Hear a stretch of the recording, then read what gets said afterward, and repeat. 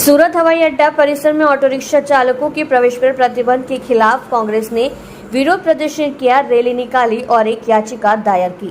सूरत हवाई अड्डा परिसर में ऑटो रिक्शा के प्रवेश पर प्रतिबंध के खिलाफ कांग्रेस की ओर से विरोध प्रदर्शन किया गया, जिसमें शहर कांग्रेस कमेटी के अध्यक्ष समेत नेताओं की अध्यक्षता में VR मॉल से हवाई अड्डे तक रैली निकाली गई, एयरपोर्ट को मॉल, जिसके बाद एयरपोर्ट अथॉरिटी की याचिका दी गई। याचिका दायर करते हुए कांग्रेस ने कहा कि जब आम लोग भी हवाई अड्डे तक यात्रा कर रहे हैं और उनकी सुविधा के लिए ऑटो रिक्शा उपलब्ध है, तो ऑटो रिक्शा और हवाई अड्डे पर परिसर में प्रवेश के खिलाफ आदेश क्यों नहीं दिया गया। रिक्शा चालकों को जीविकोपार्जन के लिए भी प्रवेश से रोका जा रहा है।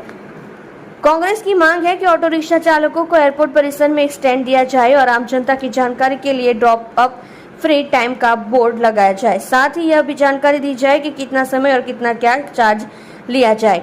यात्रियों को एयरपोर्ट से उतरने का बाद लगाए जाने वाले बैरियर को खत्म कर दिया जाए, ताकि ड्राइवरों का समय और पैसा बर्बाद न हो। और ऐसे कानून बहुराष्ट्रीय कंपनियों के बजाय गरीब ऑटो रिक्शा मालिकों को फायदा पहुंचाने के लिए है। इसलिए अगर सरकार सिर्फ अमीरों के लिए काम करती है तो यह आम आदमी के हित में सही फैसला है। ऐसा नहीं करने पर उम्र आंदोलन की धमकी दी गई है। कल्पेश बारोट, प्रवक्ता सुरत जिला कांग्रेस समिति। छेल्ला કેટલા દિવસોથી સુરત એરપોર્ટ અધિકારી ખાતે રિક્ષા ચાલકોને જે પ્રવેશબંધી કરવામાં આવી છે એના વિરુદ્ધમાં સુરત શહેર કોંગ્રેસ સમિતિના નેજા હેઠળ આજે એરપોર્ટ ઓથોરિટીને આવેદનપત્ર આપવા માટે જઈ રહ્યા છે।